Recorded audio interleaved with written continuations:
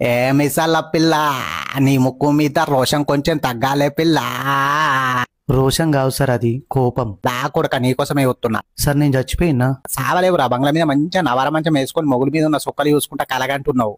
ఏం కల సార్? సచ్చి స్వర్గం పోయినట్టు. కొద్దిసేపు ఆగితే రంభ రమకృష్ణ రష్మిక నీ ముందడికి వచ్చి రారమ్మని రారమ్మని రామా చిల్లుక్క పెళ్లి చెన్ను జీవెల్లా అని పాట మీద డాన్స్ చేస్తాడు. నిజమా సార్?